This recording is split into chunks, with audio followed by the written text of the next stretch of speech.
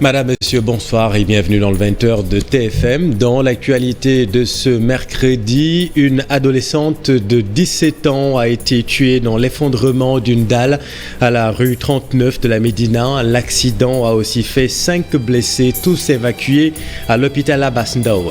10 blessés, dont un dans un état grave sur la route de Saint-Louis. Une voiture de l'intercoalition Yehui Wallu s'est renversée suite à l'éclatement d'un des pneus du véhicule. Elle a eu également la colère des taximans une semaine après la mort d'un de leurs camarades.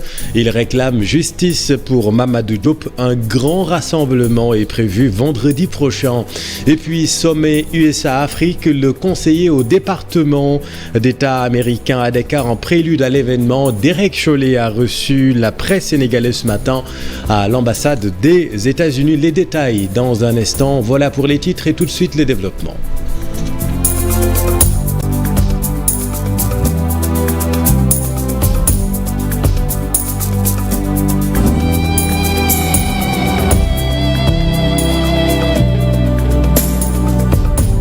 D'abord, cet accident à la rue 39 de la Médina, une fille de 17 ans tuée dans l'effondrement d'une dalle d'un bâtiment. 5 autres personnes ont été blessées dans cet accident survenu cet après-midi. Nous y reviendrons dans un instant avec Maïmouna Ndiaye. Accident à hauteur de Gandon dans le département de Saint-Louis. Il s'agit cette fois d'un renversement d'une des voitures de l'intercoalition Yehui Askanui suite à l'éclatement d'un des pneus de la voiture. 10 blessés ont été notés, dont un dans un état grave selon le commandant de la 51e compagnie des sapeurs-pompiers. Nous y reviendrons également avec notre équipe dans le nord du Sénégal.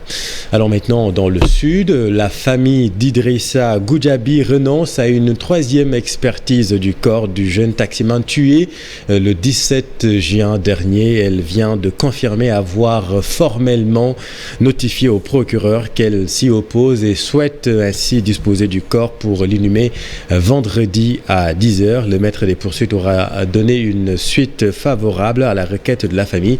Le porte-parole de la famille Goudiaby avec Lamine Ba et Lamine Mandiang. Alhamdulillah tey lañuy jot yaakaar boo xam ne ni dañuy jot néew mi pour. C'est aujourd'hui que nous avons reçu les assurances que nous allons bientôt recevoir le corps de notre parent décédé il y a plus de 42 jours. Hier, nous avons été chez le procureur pour lui dire ceci. Nous ne sommes pas d'accord pour une 3e expertise sur le corps de notre parent. La première autopsie qui avait été faite par le premier médecin, nous l'avions contestée et nous avions sollicité à l'époque une contre-expertise réalisée par des médecins légistes de renommée. Cette autopsie a fini par prouver qu'effectivement Idrissa Goudiaby a été tué par balle. Depuis lors, nous avons cherché à récupérer le corps, mais en vain. C'est au moment de quitter les locaux du parquet hier que le commissaire nous a appelés pour nous entendre à nouveau sur notre position par rapport à la 3e expertise. Quand il nous a entendus, on lui a signifié nettement que nous étions contre et que nous souhaitons tout bonnement disposer du corps pour l'inhumer le vendredi à 10h. Nous refusons catégoriquement qu'une 3e expertise soit réalisée sur le corps. C'est pourquoi aujourd'hui, nous vous avons appelé, vous de la presse, pour vous éclairer sur cet aspect. Mais nous vous informons que vendredi, nous allons inhumer notre parent à 10h. Vendredi, l'année passée, Inch'Allah, vendredi à 10h.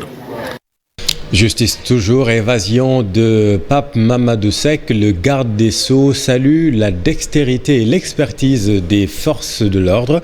Selon Maître Malick Sall, le président de la République porte une attention particulière à l'affaire dite des forces spéciales. Vous entendrez le ministre de la Justice dans un instant.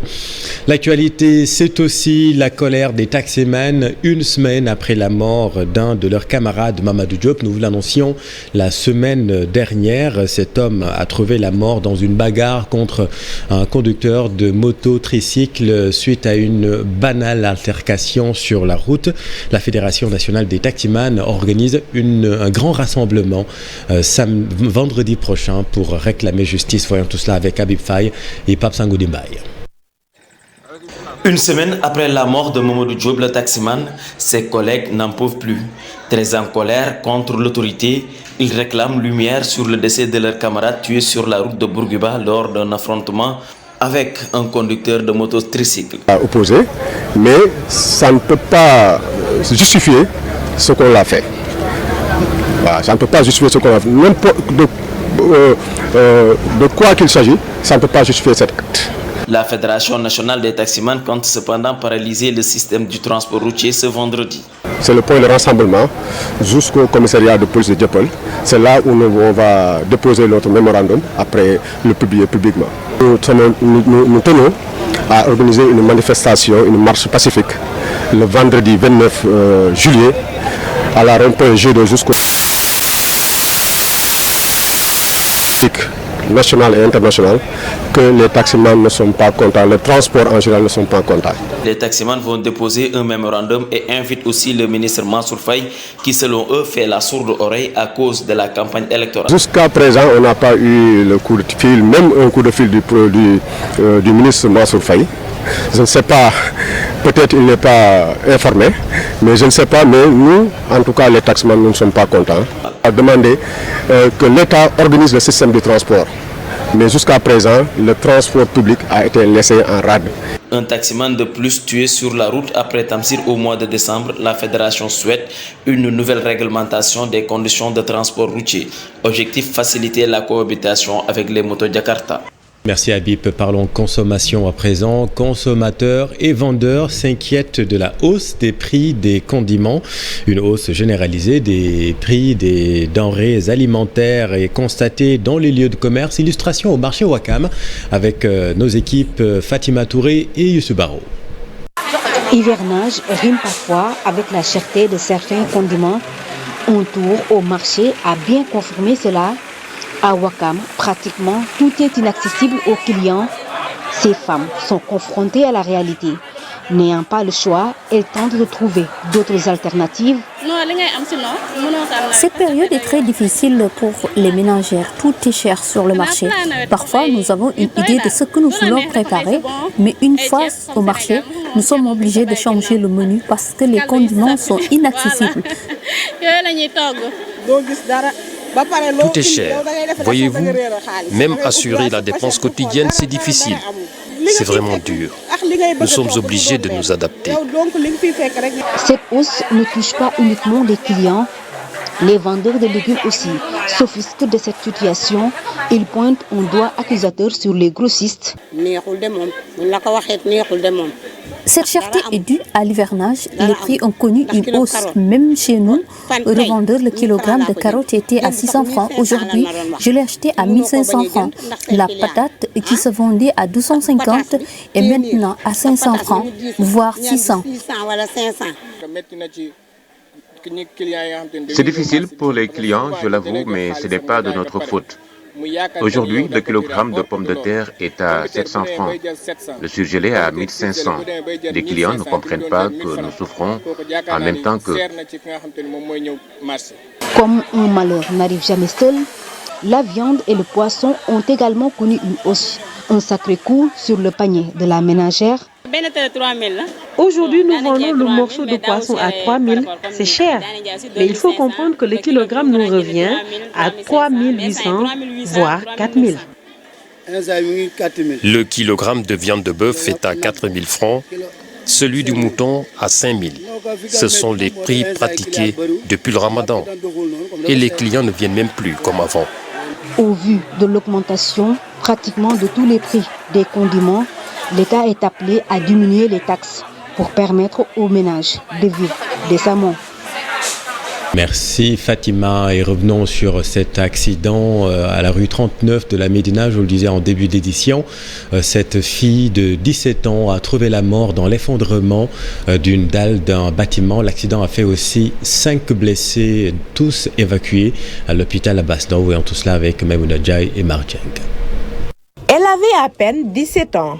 Rokhaya Dieye, la chouchou de la famille Dieye, établie à la rue 39 angle 18 de la Médina.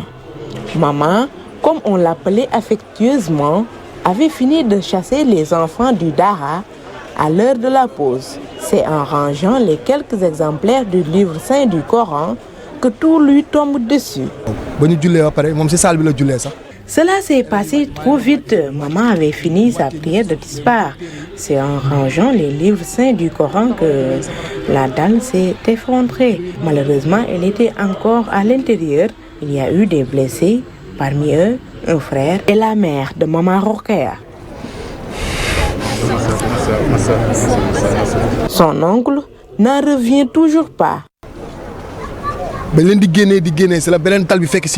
Au moment des évacuations, l'autre partie de la dalle est encore tombée sur ma nièce. Mon copain et mon frère, quant à eux, ont des blessures légères. Autorités administratives et municipales présentes sur les lieux du drame donnent des assurances. On est venu au chevet des personnes blessées qu'on a tous évacuées au niveau des centres hospitaliers à Basse-Ndao et Fann. À ce niveau-là, toutes les dispositions ont été prises pour leur prise en charge. La question que tout le monde se pose, l'état des lieux du recensement des bâtiments qui menacent ruine à la Médina. Si on devait aujourd'hui démolir tous les bâtiments menaçant ruine, il ne resterait presque pas un tiers des bâtiments à la Médina. Ce qui veut dire qu'aujourd'hui, la procédure est très simple. Il appartient à la personne concernée de démolir le bâtiment. Si cette personne n'a pas les moyens, elle doit se faire aider par la mairie pour effectivement démolir ce bâtiment. Pour aujourd'hui, je ne serai pas dans les détails, n'est-ce pas? Je suis assez touché par cette mort d'homme. Donc je ne serai pas dans les détails. On est en deuil. Tout ce qui nous reste, c'est accompagner la famille, apaiser la douleur. Mais je ne serai pas dans les détails. Pour le moment, ce périmètre de sécurité est érigé en attendant la démolition de la bâtisse. Les occupants évacués à Gibraltar. En attendant d'autres mesures. Merci Maïmouna, et parlons des résultats du BFM. Sur les 14 216 candidats de Dakar, 1490 sont admis avec mention.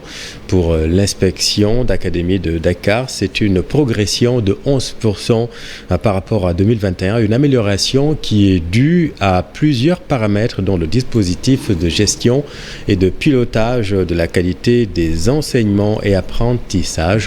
Voyons tout cela avec Mariem Djaï. L'inspection d'académie de Dakar a reçu les résultats du baccalauréat 2022. Sur les 14 216 candidats de Dakar, 1490 sont admis avec mention. Une progression quantitative et qualitative de 11% par rapport à l'année dernière. Vraiment encore plus fin, à un peu plus de 61% de taux de réussite, ce qui fait quand même une marge de progression assez intéressante.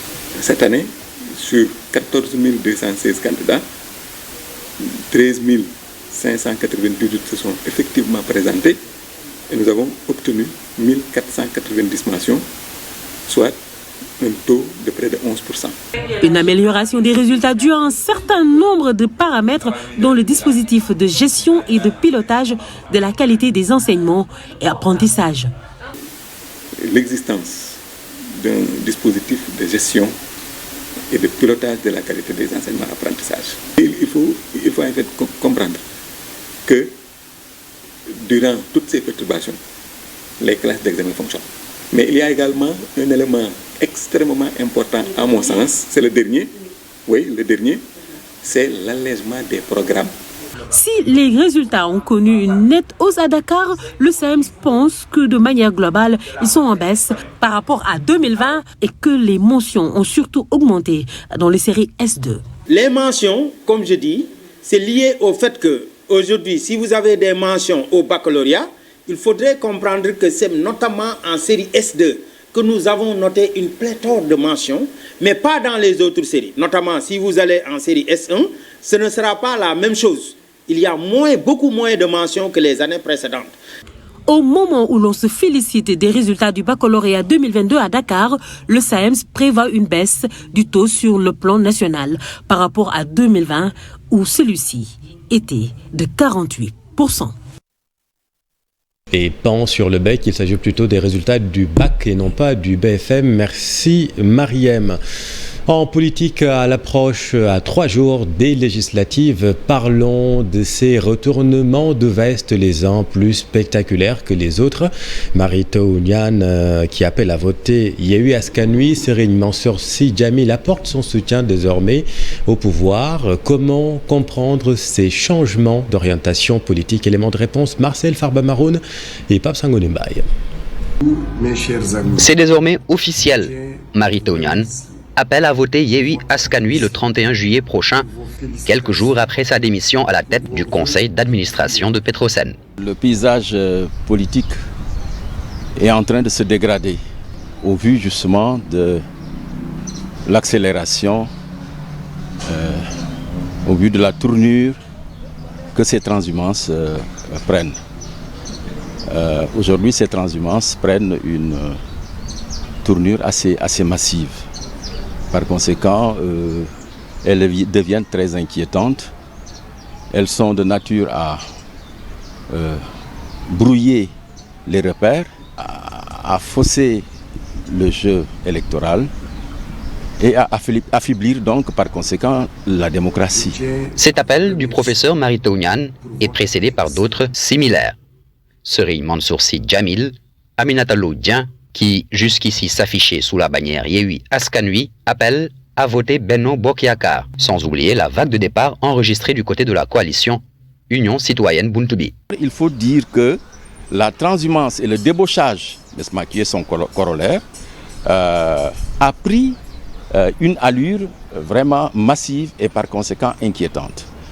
On a pensé que cette disposition qui a été prise dans les années 2000 dans le code électoral visant à la déchéance des députés qui ont été élus par leur parti et qui font la transhumance par la suite, qui rejoignent un autre parti, on a pensé que cette loi, cette disposition du code électoral sur la déchéance allait mettre un coup de frein et décourager la transhumance. Mais on constate aujourd'hui qu'il n'en est absolument rien. Des revirements politiques comme jamais il n'y en a eu au Sénégal, selon certains experts, à quelques jours de la clôture de la période de la campagne électorale avant le grand rendez-vous prévu dimanche.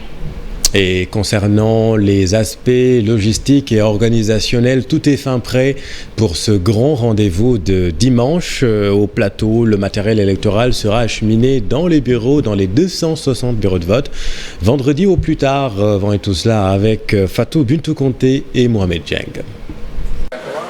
L'arrondissement de Dakar Plateau fin prêt pour un bon déroulement du scrutin de ce dimanche, comptant pour les élections législatives. Je peux vous dire qu'aujourd'hui, au niveau de l'arrondissement de Dakar Plateau, on est fin prêt. Concernant le matériel électoral, tout a été acheminé par la DGE ici au niveau de notre service. En ce qui nous concerne, toutes les dispositions sont déjà prises conformément aux instructions de M. le ministre de l'Intérieur. Tout le conditionnement a été fait, tout est fin prêt, tout le matériel est complet. Cet arrondissement compte 260 bureaux de vote avec plus de 140 000 électeurs. Sur les 260 bureaux de vote, nous avons 141 505 électeurs. Donc, c'est 141 505 électeurs qui sont répartis dans les effectivement 260 bureaux de vote que compose l'arrondissement de Dakar Plateau. Le matériel électoral sera acheminé ce vendredi dans les différents bureaux de vote. Je peux vous dire que le vendredi, dès que les forces de défense seront sur le terrain, tout le matériel sera mis à leur disposition contre décharge.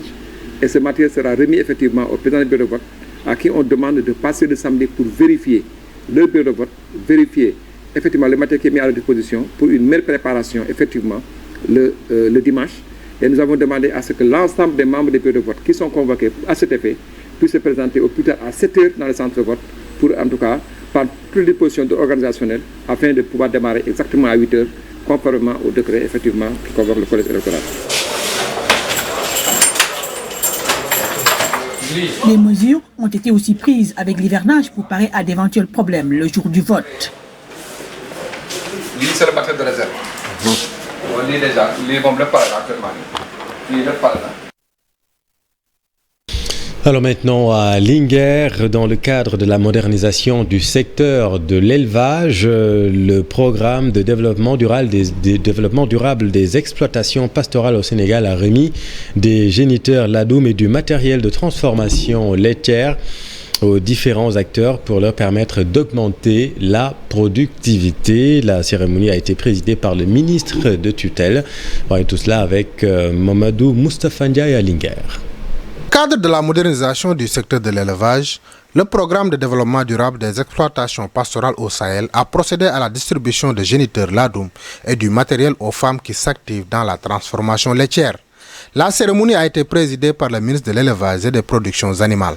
Nous sommes heureux aujourd'hui de procéder à la réception, mais également à la distribution de géniteurs ladoum pour aider le cheptel à s'améliorer génétiquement, pour permettre en tout cas raccourcir les durées d'élevage et par conséquent, comme je l'ai dit tout à l'heure, d'augmenter la productivité du secteur.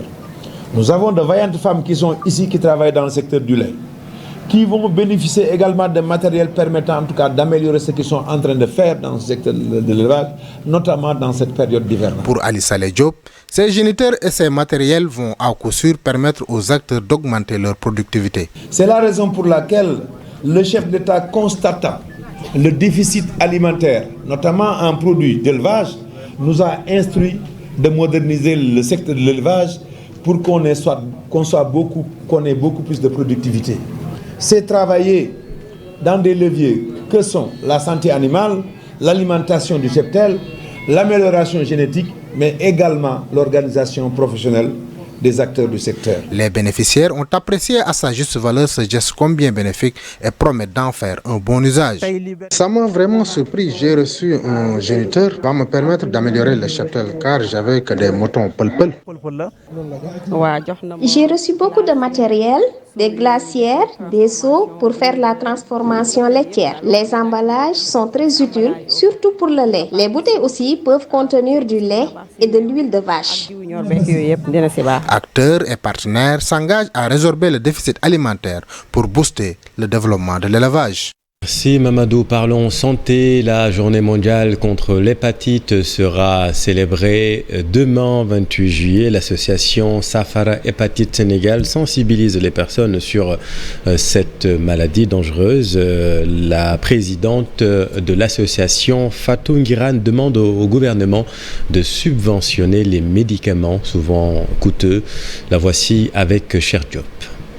Comme là, pour parler à la population, pour les inciter à aller faire le dépistage, pour éviter d'attendre que la maladie se manifeste d'elle-même et aller vers les structures hospitalières. Nous demandons au président de la République de doter le ministère de la Santé suffisamment de moyens pour aider en tout cas la population. Parce qu'au niveau du programme national de lutte, on a prévu des laboratoires pour amoindrir le coût des charges virales et bilan sanguin. Malheureusement, il n'y a pas encore de suivi pour permettre au programme.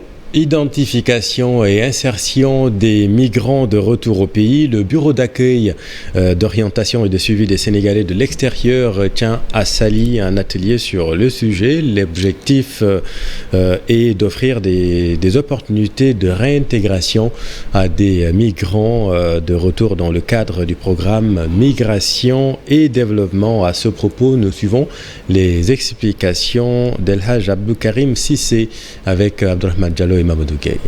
Ce projet a 3 axes. L'axe premier, c'est de renforcer les projets des compétences BAOS. L'axe 2, c'est d'identifier et de connaître les migrants de retour. C'est très important parce que sans identification, point de programmation ou de planification.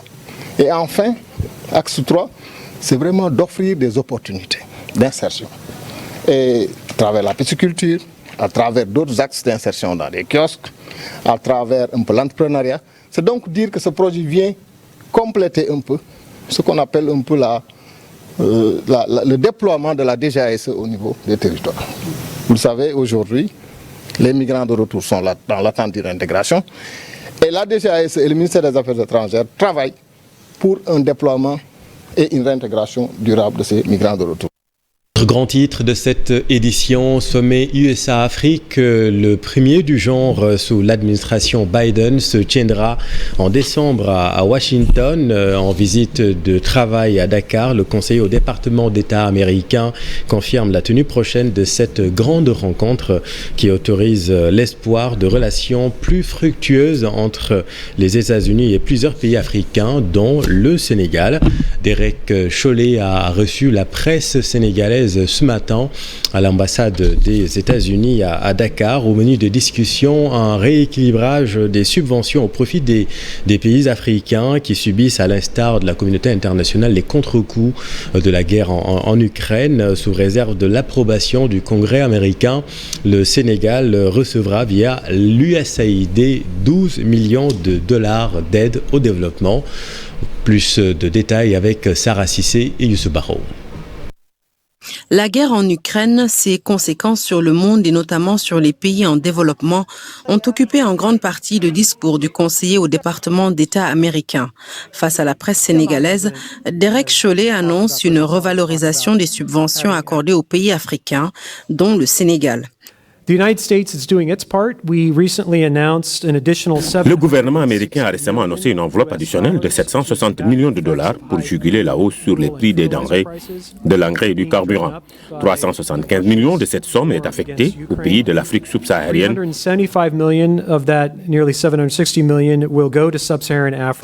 Je suis également heureux d'annoncer que sous réserve de l'approbation du Congrès, 12 millions de dollars seront injectés via l'USAID pour aider le Sénégal dans le domaine de la sécurité alimentaire et réduire ainsi l'impact de la guerre en Ukraine sur les pays africains, notamment le Sénégal. Parmi les secteurs ciblés pour bénéficier de ces ressources additionnelles de la part du gouvernement américain figure en pole position l'agriculture sénégalaise.